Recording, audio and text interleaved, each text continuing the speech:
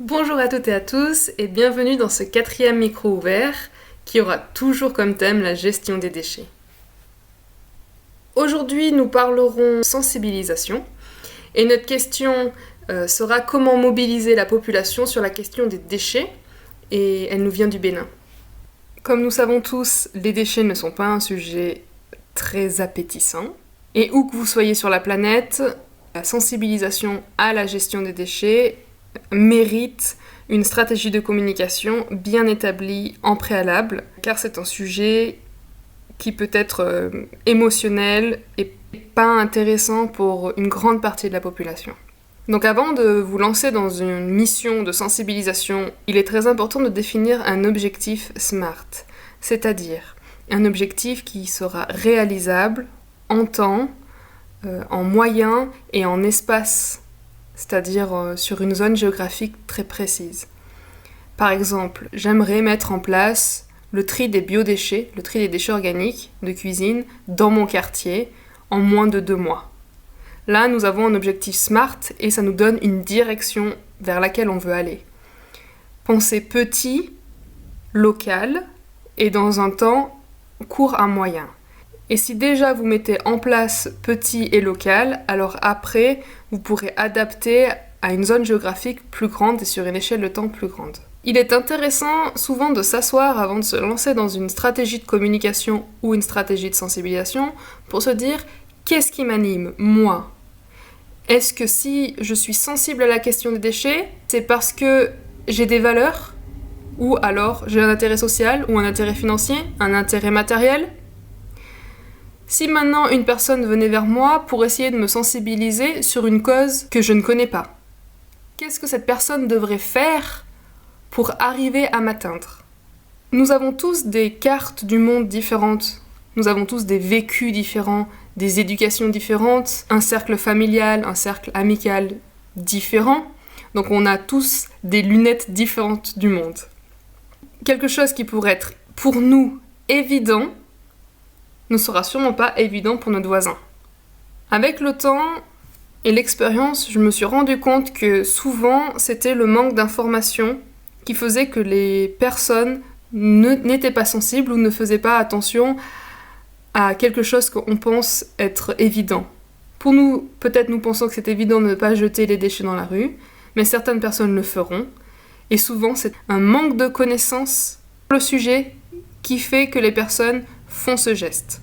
Une fois que l'objectif SMART est posé, que vous avez défini la zone géographique, que vous avez défini le temps imparti et les moyens que vous allez y mettre, il est important aussi de se poser la question, qui sont les personnes que je veux cibler ? Est-ce que je peux les répartir en groupes ? C'est-à-dire ça pourrait être un groupe de femmes, les enfants, peut-être les vendeurs de rue, des étudiants, peut-être des cadres d'entreprise, du personnel de l'administration. On ne les abordera à la suite pas de la même manière. Une fois que vous avez vos groupes, il est important de se poser les questions. Dans quel environnement ces personnes évoluent-elles ? Est-ce que notre public cible a un toit et assez d'argent pour manger et boire ? Si nous avons des personnes qui sont dans ce groupe-là, on ne les abordera pas de la même manière qu'un cadre d'entreprise. Notre public cible a-t-il des habitudes ? Quelles sont ses représentations du sujet donné ? C'est-à-dire quelles sont ses représentations au niveau des déchets ? Il sera plus facile de faire de la sensibilisation auprès de personnes qui voient les déchets plutôt comme une ressource que comme une nuisance. Une fois que vous avez établi votre objectif SMART, que vous avez fait plusieurs groupes de public, maintenant il s'agit de choisir un message qui correspond à votre public cible. Si vous vous adressez à des universitaires, votre message ne sera pas le même que si vous vous adressez à des vendeurs de rue. Il est très important de vulgariser votre connaissance. Si pour vous cela semble évident, ce n'est pas évident pour tout le monde. Donc en fonction du public que vous avez en face de vous, il va falloir adapter le message. Deuxième point, qui est pour moi fondamental, c'est de choisir des personnes relais. Nous allons plutôt écouter et être d'accord avec des gens qui nous ressemblent, et qui nous ressemblent physiquement, et qui nous ressemblent socialement. Si vous voulez sensibiliser des vendeurs et des vendeuses de rue, choisissez un vendeur ou une vendeuse de rue pour sensibiliser ces gens. Si vous voulez sensibiliser des universitaires, prenez un universitaire pour les sensibiliser.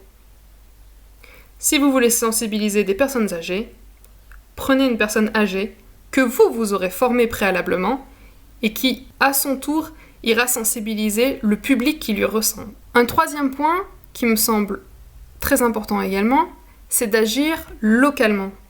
Mieux vaut commencer une sensibilisation petite et après évoluer, grandir. Le quatrième point, sensibiliser petit dans un but de plus grand, c'est ce que je disais juste avant. Si vous voulez, par exemple, développer des animations auprès d'enfants, vous en développez dans le quartier où vous habitez, au moins les personnes peuvent s'identifier à vous parce qu'elles vous connaissent. Et puis une fois que ça marche, une fois que vous avez des retours, après vous pouvez le proposer au quartier d'à côté, et après au quartier d'à côté, et ainsi de suite. L'intérêt de sensibiliser petit, c'est qu'on va investir peu de temps, peu d'énergie, peu de moyens.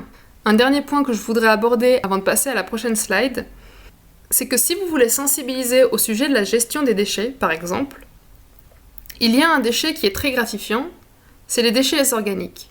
Vous pouvez installer par exemple un petit composteur dans le quartier, demander à la population d'y mettre ses déchets organiques, une personne ou plusieurs personnes sont désignées pour être les garants de ce compost et d'en prendre soin. Et au bout de quelques mois, une fois que le compost est terminé, ce compost pourra aller chez les agriculteurs, idéalement le plus proche possible. En engageant la population dans le tri des biodéchets et en faisant du compost, ça va être une porte d'entrée pour les sensibiliser à d'autres sujets. Car une fois que vous les aurez convaincus de trier les biodéchets et d'en faire du compost, ils sauront tout oui, ils seront prêts pour entendre d'autres types de sensibilisation. Ici, je vous ai mis un exemple concret pour que vous puissiez vous rendre compte un peu de ce qui est possible dans la sensibilisation à la gestion des déchets. Donc mon exemple est « J'aimerais sensibiliser ma communauté à la gestion des déchets ». Mon objectif, réduction des déchets jetés dans la rue. Idéalement, ce qui est bien, c'est d'avoir des indicateurs, avec des photos avant-après. Au moins, on peut voir une évolution, et c'est assez gratifiant. Généralement, on va commencer par une communication persuasive. Donc ce qui va nous venir instinctivement, c'est de donner des informations et convaincre la population que ne pas jeter est bien pour la communauté. Donc on va leur donner des informations en espérant qu'ils changent de comportement. Mais donner les bonnes informations n'engendre pas toujours un changement de comportement.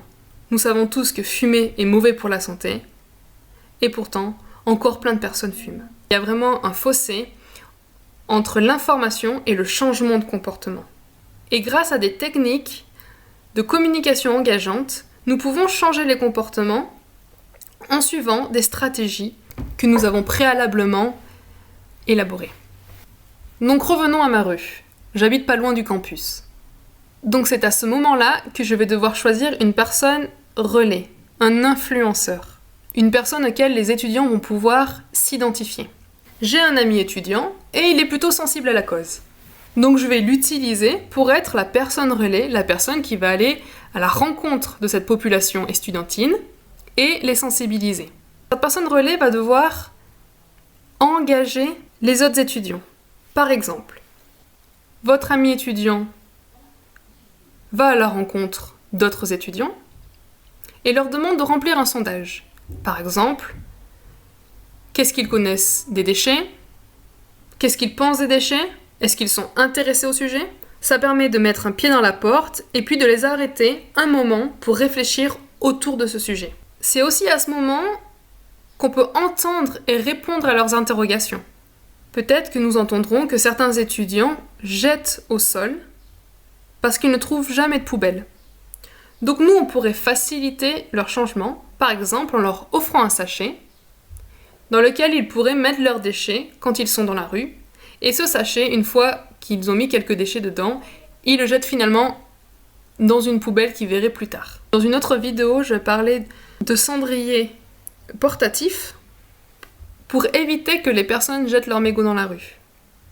Donc là, on facilite le changement de comportement. Une fois qu'ils ont rempli leur sondage, qu'on a facilité leur changement de comportement, ce n'est pas terminé. Dans mon exemple, on pourrait demander aux étudiants de signer un contrat. Par exemple, ça pourrait être « Je ne jette plus dans la rue mes déchets ces 6 prochaines semaines ». Et on lui demande de signer ce contrat.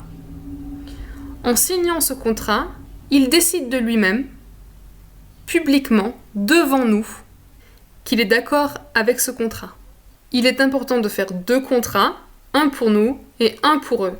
On prend ses coordonnées et on le rappelle 6 semaines plus tard pour voir s'il a bien tenu son engagement et si oui, est-ce qu'il serait d'accord de venir passer une demi-journée, une journée pour ramasser des déchets ? Normalement, quand on arrive à cette étape-là, les gens auront été sensibilisés sans qu'on leur ait donné beaucoup d'informations, car c'est eux-mêmes qui auront pris la décision de faire mieux. Une fois qu'il sera venu ramasser les déchets avec vous, il sera un de vos meilleurs alliés pour à son tour sensibiliser autour de lui et il pourra lui aussi à son tour devenir une personne relais. Nous voilà arrivés à la fin de cette vidéo. La sensibilisation à la gestion des déchets est un sujet très très vaste et 10 minutes de vidéo ne suffiraient amplement pas à tout couvrir. Je vous ai montré seulement un aperçu.